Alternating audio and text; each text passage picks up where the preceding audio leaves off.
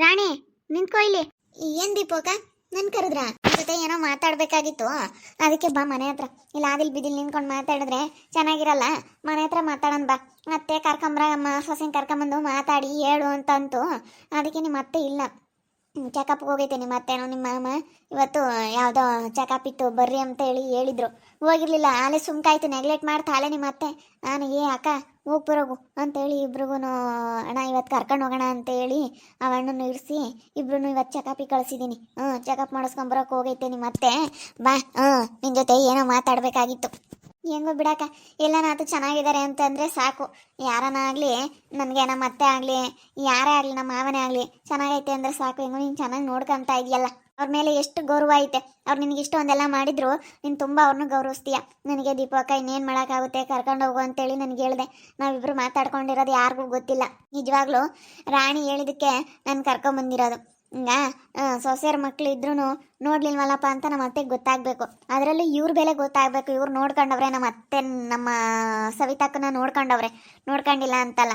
ಅದಕ್ಕೇನೆ ನನಗೆ ಹೇಳ್ಬಿಟ್ಟು ಅಕ್ಕ ನೋಡ್ಕ ಅಂತೇಳಿ ಪಾಪ ಖರ್ಚಿಗೆಲ್ಲ ದುಡ್ಡು ಕೊಡ್ತೀನಿ ಅಕ್ಕ ನೋಡ್ಕೊಳ್ರಿ ಸ್ವಲ್ಪ ದಿನ ಅಂತೇಳಿ ಪಾಪ ಎಲ್ಲ ಪ್ರತಿಯೊಂದೂ ಇವಳು ಅವ್ರಿಗೆ ಏನು ಬೇಕು ವ್ಯವಸ್ಥೆ ಅದನ್ನು ಮಾಡಿಕೊಟ್ಟವಳೆ. ಆದರೆ ಈ ವಿಚಾರ ಆ ಸವಿತನಿಗೆ ಗೊತ್ತಿಲ್ಲ. ಆ ಸವಿತಕ್ಕನಿಗೆ ನಮ್ಮ ಅಕ್ಕ ಭಾಳ ಒಂಥರ ಇವ್ರ ಮೇಲೆ ಇದು ಮಾಡ್ತಾ, ಮುತ್ತು ಮೇಲೆ ದೊಡ್ಡ ಮಗ ದೊಡ್ಡ ಸೊಸೆ ಅಂತೇಳಿ ಅವ್ರಿಗೆ ಜಾಸ್ತಿ ಇದು ಮಾಡ್ತಾ, ಅದಕ್ಕೆ ಇವ್ರಿಗೆ ಸಿಟ್ಟು ಬಂದು ಈ ರೀತಿ ಮಾಡಿದ್ರು. ಇವ್ರಿಗೆ ಮನಸ್ಸಲ್ಲಿ ಗೌರವ ಐತೆ, ಅವನಿಗೂ ಹಂಗೆ ನಮ್ಮಮ್ಮ ನಮ್ಮಪ್ಪ ಅನ್ನೋದು ಭಾಳ ಪ್ರೀತಿ ಐತೆ. ಅವರು ನನಗೆ ಹೇಳ್ಬಿಟ್ಟು ಮಮ್ಮ ಕರ್ಕೊಂಬರ್ಮಮ್ಮ ಅಂತ ಅವನು ನನಗೆ ಹೇಳ್ದ.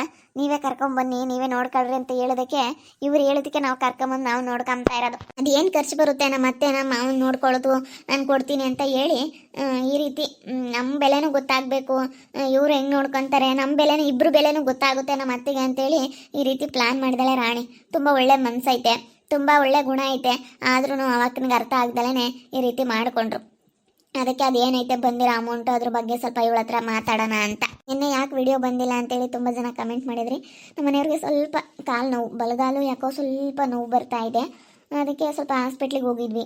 ಮತ್ತು ಇವಾಗ ಇನ್ನೂ ಅದು ಕಡಿಮೆ ಆಗಿಲ್ಲ ನೋವು. ಇನ್ನೂ ಸ್ವಲ್ಪ ಅದನ್ನು ಬೇರೆ ಕಡೆ ಎಲ್ಲಾದರೂ ತೋರಿಸ್ಬೇಕು. ಬೇರೆ ಕಡೆ ಹೋಗ್ಬಿಟ್ಟು ಈಗ MRI ಮಾಡೋದಕ್ಕೆ ಹೇಳಿದ್ದಾರೆ. ನಾಳೆ ಹೋಗಬೇಕು. ಮತ್ತು ನಾಳೆನೂ ವಿಡಿಯೋ ಸ್ವಲ್ಪ ಕಡಿಮೆ ಬರ್ಬೋದು ಅಂತ ಅಂದ್ಕೊಂಡಿದ್ದೀನಿ.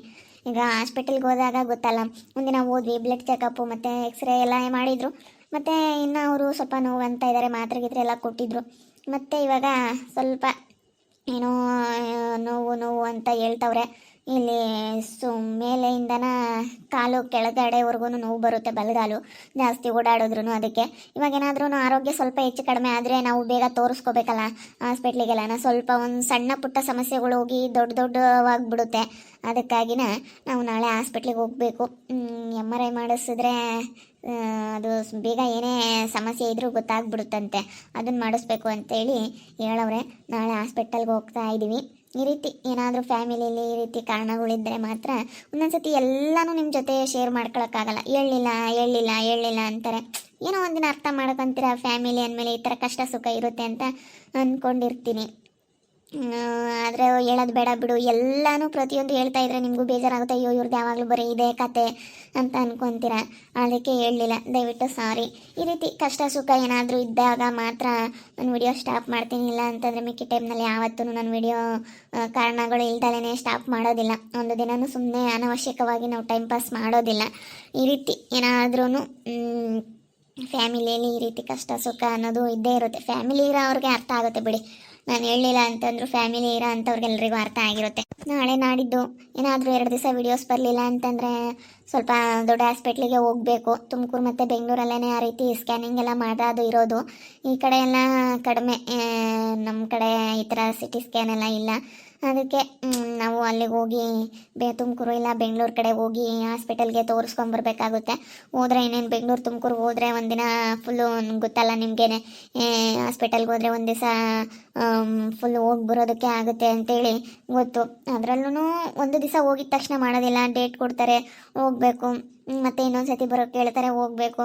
ಈ ಥರ ಎಲ್ಲ ಇರೋದ್ರಿಂದ ದಯವಿಟ್ಟು 1-2 ದಿವಸ ಅಡ್ಜಸ್ಟ್ ಮಾಡ್ಕೊಳ್ಳಿ ಎಲ್ರೂ. ದಯವಿಟ್ಟು ನಿಮ್ಮ ಹತ್ರ ಕೇಳ್ಕೊಳ್ತಾ ಇದ್ದೀನಿ. ಯಾರೂ ನನಗೆ ಬೈಯೋಕ್ಕೆ ಹೋಗಬೇಡಿ. ಈ ರೀತಿ ಈಗ ಅವ್ರಿಗೆ ನೋವಿರೋದ್ರಿಂದ ನಾನು ವೀಡಿಯೋಸ್ ಮಾಡ್ತೀನಿ, ನೀನು ಒಬ್ಬರೇ ಹೋಗು. ಈಗ ಪೇಷಂಟ್ಗಳನ್ನ ಒಬ್ಬರನ್ನೇ ಕಳ್ಸೋಕ್ಕಾಗುತ್ತಾ? ಎಲ್ಲಿಗೆ ಆಗಲಿ ನಾವು ಅವ್ರ ಜೊತೆ ಹೋಗ್ಬೇಕಲ್ಲ. ಈಗ ನಮಗೆ ಗಂಡ ಹೆಂಡತಿ ಕಷ್ಟ ಸುಖದಲ್ಲಿ ಗಂಡ ಹೆಂಡತಿ ಇಬ್ಬರು ಭಾಗಿಯಾಗಬೇಕು. ಹಾಗೆ ಅವ್ರಿಗೆ ನೋವಿರೋದ್ರಿಂದ ನೀವೊಬ್ಬರೇ ಹೋಗ್ಬಿಡಿ ಅಂತೇಳಿ ಹೇಳೋಕ್ಕಾಗಲ್ಲ, ನಾನು ವಿಡಿಯೋಸ್ ಮಾಡಬೇಕು ಅಂತ. ಈಗ ಫಸ್ಟು ಆರೋಗ್ಯ ಇಂಪಾರ್ಟೆಂಟು. ಇಬ್ಬರು ಗಂಡ ಹೆಂಡತಿ ಇಬ್ಬರು ಚೆನ್ನಾಗಿರಬೇಕು, ಮಕ್ಕಳು ಮನೆ ಸಂಸಾರ ಎಲ್ಲರೂ ಚೆನ್ನಾಗಿರ್ಬೇಕು. ಎಲ್ಲ ಚೆನ್ನಾಗಿದ್ರೇ ಆಮೇಲೆ ಬೇರೆ ಮಿಕ್ಕಿದ್ದೆಲ್ಲನ. ನಾನು ಇವಾಗ ಅವ್ರಿಗೆ ಪೇಷಂಟ್ ಅವರು ಆಗಿರೋದ್ರಿಂದ ಕರ್ಕೊಂಡು ಹೋಗ್ಲೇಬೇಕಾಗುತ್ತೆ, ನಾವು ಜೊತೆಗೆ ಒಬ್ರು ಹೋಗ್ಲೇಬೇಕಾಗುತ್ತೆ, ಒಬ್ರು ಪೇಷಂಟ್ ಇದ್ದಾರೆ ಅಂತಂದರೆ. ಅದಕ್ಕಾಗಿನ ದಯವಿಟ್ಟು ಎಲ್ಲರೂ ಕ್ಷಮಿಸಿ, ಎಲ್ಲರಿಗೂ ಅರ್ಥ ಆಗಿರುತ್ತೆ ಅಂತ ಅಂದ್ಕೊಂಡಿರ್ತೀನಿ. ನೋಡಿ, ಏನೋ ಒಂದು ಮಾತಾಡ್ತೀನಿ. ಅವಳೇನು ಬಂದು ಮುತ್ತು 2-3 ದಿವಸದಿಂದ ಬಲವಂತ ಮಾಡ್ತಾವಳೆ. ಸಖತ್ತು ಬಲವಂತ. ಅವಳು ಯಾವುದಾದ್ರೂ ಪುಕ್ಸಟೇಜ್ ಬರುತ್ತೆ ಅಂದ್ರೆ ಬಲವಂತ ಮಾಡ್ತಾಳೆ ಬಿಡು ದೀಪು ಅಕ್ಕ. ಅವಳು ಕಾಯ್ತಾ ಇರ್ತಾಳೆ ಯಾವುದಾದ್ರೂ ಪುಕ್ಸಟೇಜ್ ಸಿಗಲಿ ಅಂತ. ನಮ್ಮ ಮನೆಯಾಗ ಸರಿಯಾಗಿ ಬೈತಾಳು. ಇವಾಗ ಬಾರತ್ತೆ ಹೋಗೋಣ ನಮ್ಮ ಮನೆಗೆ, ನಾನು ನೋಡ್ಕೊಂತೀನಿ ಅಂತ ಬಂದವಳೆ. ಹಂಗೆ ಕಣಕ, ಏನಾದರೂ ಸ್ವಲ್ಪ ಇದ್ರೇನೇನೆ. ನಮ್ಮತ್ತೆ ಬುದ್ಧಿ ಉಪಯೋಗಿಸ್ಬೇಕು, ಬುದ್ಧಿವಂತಿಕೆಯಿಂದನೇ ಇಟ್ಕೊಂಡ್ರೆ ಒಂದೋಯ್ತು. ಇಲ್ಲ ಅಂತಂದ್ರೆ ಇಷ್ಟೇ, ನಮ್ಮ ಅತ್ತೆ ಹಣ ಬಾರ. ಈ ಕಡೆ ಕಾಸಿನೇ ಹೋಗ್ಬೋದು. ಆ ಸವಿತಕ್ಕನ್ಗೂ ಗೊತ್ತಾಗೈತಾಗ, ಅಕ್ಕನಿಗೂ ಚೆನ್ನಾಗಿ ಬುದ್ಧಿ ಬಂದೈತೆ ರಾಣಿ. ಬರಬೇಕು ದೀಪಕ್ಕ, ಇಷ್ಟೊಂದೆಲ್ಲ ಅಯ್ಯ ಅಂದಮೇಲೆ ಬುದ್ಧಿ ಬರಲಿಲ್ಲ ಅಂತಂದ್ರೆ ಹೆಂಗೆ ಸರಿ ಹೋಗುತ್ತೆ? ಬರಬೇಕು, ಅವ್ರಿಗೆ ಆವಾಗಲೇ ಗೊತ್ತಾಗೋದು. ಅಯ್ಯೋ, ಇವಾಗ ಸರಿಯಾಗಿ ಬುದ್ಧಿ ಬಂದೈತಾಗ. ನಾನು ಅದಕ್ಕೆ ಸುಮ್ಮನೆ ಇದ್ದಿದ್ದು. ನನಗೂ ಭಾಳ ಆಸೆ ಇತ್ತು ಕರ್ಕೊಂಡು ಹೋಗ್ಬೇಕು ಅಂತ. ನಮ್ಮ ಮನೆಗೆ ಈ ಅಪ್ಪನೇ ಹೋಗಿ ಅವ್ರಿಗೆ ಹೇಳಿ, ಅಣ್ಣ ಹಿಂಗೆ ಕರ್ಕೊಂಡು ಹೋಗೋಣ ಅಂತ ಹೇಳಿ ಎಲ್ಲ ಈ ಅಪ್ಪನೂ ಮಾಡೈತೆ, ಹೋಗಿ ಅವ್ರಿಗೆ ಹೆಲ್ಪ್ ಎಲ್ಲ ಮಾಡೈತೆ. ಹಾಸ್ಪಿಟಲ್ಗೆ ಹೋಗಿ ನೋಡ್ಕೊಂಡು ಬಂದೈತಿ. ಅದು ಅತ್ತೆಗೆ ಗೊತ್ತಿಲ್ಲ ನಾವು ನೋಡ್ಕೊಂಬಂದಿರೋದು, ನಾನು ಆ ಅತ್ತೆಗೆಲ್ಲ ಹೆಲ್ಪ್ ಮಾಡಿರೋದು. ನಮಗೆ ಮನ್ಸು ತಡಿಲಿಲ್ಲ. ಆದರೂ ಬಿಡು, ಹೆಂಗೋ ಚೆನ್ನಾಗಿ ಆಯ್ತಲ್ಲ, ಅದೇ ಒಂಥರ ಖುಷಿ ದೀಪು ಅಕ್ಕ. ಏನೋ ಊರಲ್ಲಿ ಅದೇ ಏನೋ 2 ಎಕರೆ ಜಮೀನು ಐತಂತಲ್ಲ, ಅಲ್ಲಿ ಇವಾಗ ರೈಲ್ವೆ ಹಳಿ ಏನೋ ಹೋಗ್ತಾ ಇತ್ತಂತೆ. ಅದಕ್ಕೇನೋ ಸ್ವಲ್ಪ ಅಮೌಂಟ್ ಬರುತ್ತಂತಪ್ಪ. ಅದು ಎಷ್ಟು ಬರುತ್ತೆ ಅಂತ ಗೊತ್ತಿಲ್ಲ, ಸ್ವಲ್ಪ ಅಮೌಂಟ್ ಏನೋ ಬರುತ್ತಂತೆ. ಅದಕ್ಕೆ ನೋಟಿಸ್ ಕೊಟ್ಟವ್ರಂತ ಅವಳ ಮನೆಗೆ, ಮುತ್ತು ಮನೆಗೆ. ಅದಕ್ಕೆ ಇವಾಗ ಬಾ ದುಡ್ಡು ಬಿಡಿಸ್ಕೊಂಡು ಕೊಡು ಬಾ, 3 ಭಾಗ ಮಾಡು ಅಂತ ಹೇಳ್ತಾವಳೆ. ಅದನ್ನು ನೀವೇ ತಗೋಬಿಡ್ರಿ. ನಿಯತ್ತಾಗಿ ಇವತ್ತು ನೀವೇ ನೋಡ್ಕೊಂಡೇ ಇರೋದು, ನಾವು ನೋಡ್ಕೊಂಡಿರೋದು ಅಂತ ಸುಮ್ಮನೆ ಇದು. ಆದರೆ ನೀವೇ ಇವತ್ತು ನೋಡ್ಕೊಂಡ್ರೆ ನೀವೇ ತಗೋಬಿಡ್ರಿ. ನಮ್ಗೆ ಹೇಳ್ತು ನೀವು ತಗೊಳ್ರಿ ಅಂತ, ನಮಗೆ ಬೇಡ ಅಕ್ಕ ನೀನು ಇಟ್ಕೋ ಅಂತೇಳಿ ನಾನು ಹೇಳಿದ್ದೀನಿ. ನೀವು ಇಟ್ಕೊಳ್ರಿ, ನೀವಿಬ್ರು ಗಂಡ ಹೆಂಡತಿ ಅಂತ ನಾನು ಹೇಳಿದ್ದೀನಿ. ಇದಕ್ಕೆ ನೀವೇ ತಗೊಳ್ರಿ, ನೀವು ತಗೊಂಡ್ರೇ ನಿಮಗೆ ಸೇರುತ್ತೆ. ನೀಯತ್ತಾಗಿ ನೋಡ್ಕೊಂಡಿರೋದಂತಂದ್ರೆ ನೀವೇ ಇವತ್ತು ತಗೊಂಬೇಡ, ಸುಮ್ಮನಿರು. ಇವ್ರು ತಗೊಂಡ್ರೆ ಅದಕ್ಕೊಂದು ಅರ್ಥ ಐತೆ. ಮನೆಗಿತ್ತು ನಮ್ಮಮ್ಮ ಅವಳಿಗೆ ಕಾಮ್ದಂಗೆ ಎಲ್ಲ ನೋಡ್ಕೊಂಬೋದು, ಎಲ್ಲ ಮಾಡ್ಯಾಳ. ಹಣ್ಣು ಹಂಪ್ಲು ಕಳ್ಸೋದು ನನ್ನ ಕೈಗೆ ತಂದು ಕೊಡಾಳ ಪಾಪ. ನಮ್ಮ ಅತ್ತಿಗೆ ಕೊಳ್ಳಜ್ಜಿ ಕೊಡು, ಹಣ್ಣು ಹಂಪ್ಲು ತಿನ್ಕೊಂಡು ಚೆನ್ನಾಗಿರ್ಲಿ ಕೊಳ್ಳಜ್ಜಿ ಅಂತ ಪಾಪ ಕಾಣ್ದಂಗೆ ತಂದು ಕೊಡಾಳ ನನಗೆ. ಅದಕ್ಕೆ ಕಾಣತ್ತೆ ನಾನು ಹೇಳ್ತಾ ಇದ್ದೀನಿ, ತಗೊಳ್ರಿ ನೀವೇನೆ ಅಂತೇಳಿ. ಅವರೇ ಇಟ್ಕೊಂಬಿ ಸುಮ್ಮನೆ. ನಮ್ಮ ಅತ್ತೆನೂ ನಮ್ಮ ಮಾವ ಅವರೇ ಇಟ್ಕೊಂಡು ಸ್ವಲ್ಪ ಬುದ್ಧಿವಂತಿಕೆಯಿಂದನೇ ಇರಲೇಳು. ಅವ್ರು ಇಟ್ಕೊಂಬಿ ಸುಮ್ಮನಿರು, ಅವ್ರಿಗೆ ಇಟ್ಕೊಂಡ್ರೆ ಗೊತ್ತಾಗುತ್ತೆ.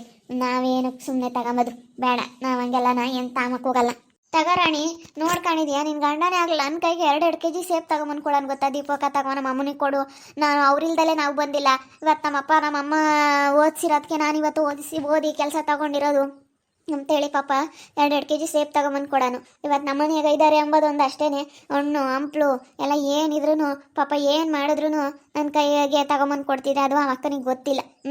ಇವಾಗ ನಮ್ಮ ಮನೆಯಾಗ ಸುಮ್ಮನೆ ನೀವು ಹೇಳಿದಕ್ಕೆ ಅಮ್ಮ ನಾನು ನೋಡ್ಕೊಂಡಿದ್ದು, ನೀನು ಹೇಳಿದಕ್ಕೆ ನಾವು ಇವತ್ತು ಕರ್ಕೊಂಬಂದು ನೋಡ್ಕೊಂಡಿದ್ದು. ಬಿಡಕ್ಕ, ಅವರೇ ಇಕ್ಕಂಬ್ಲೆ ನಾಳೆ ದಿನ ಕಷ್ಟ ಸುಖ ಅಂದಾಗ ಅವ್ರಿಗೆ ಬೇಕಾಗುತ್ತೆ. ಹಿಂಗಳಮ್ಮ ನಿಮ್ಮ ತೆಗಿರ್ಲಿ, ಅವ್ರು ತೆಗಿದ್ರೆ ತಿರ್ಗಾ ಅವ್ರು ನೋಡ್ಕೊಂಬೆಲ್ಲರಿಗೂ ಭಾಗ ಕೊಡ್ಬೇಕಾಗುತ್ತೆ ನೋಡು. ಅಲ್ಲ ಅವಳೆ ಅಂತಾಳು ಕಿವೆ ಕಿಕ್ಕಮ್ಮವ ಅಷ್ಟೊಂದು ಪಾಪ ದುಡ್ಡೆಲ್ಲನ ಅವಳಿಗೆ ಅಧ್ವಾನ ಮಾಡ್ಕೊಂಡ್ರು ಕಿವೆ ಕಿಕ್ಕಮ್ಮ ತಂದಳೆ ಅರ್ಥನು ಹೋಗಿ ಮಾರತ್ತೆ ಆಸ್ಪತ್ರೆಗೆ ಹೋಗೋಣ ಅಂತ ಕರ್ಕೊಂಡೋಗಿಲ್ಲ ಪಾಪ. ಆ ಪಟ್ಟಿ ನೋವು ಅಂದ್ರೂ ಭಾಳ ನೋವು ತಿಂದವಳೆ ಹೇಳಪ್ಪ. ನೋವು ತಿಂಬದಕ್ಕೆ ಇವಳಿಗೂ ಬುದ್ಧಿ ಬಂದಿರೋದು ನಮ್ಮ ಸವಿತಂಗೆ.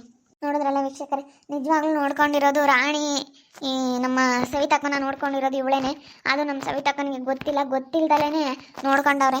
ಅದಕ್ಕೆ ಆ ದುಡ್ಡು ಏನೈತೆ ಅದನ್ನು ರಾಣಿ ನಿನಗೆ ಸೇರಬೇಕು ಅಂತೇಳಿ ನಾನು ಹೇಳ್ತಾ ಇದ್ದೀನಿ. ಇಲ್ಲ ಅಕ್ಕ ಬಿಡು, ಅವರೇ ಇಟ್ಕೊಂಬ್ಲಿ ಅಂತ ಹೇಳ್ತಾವಳೆ.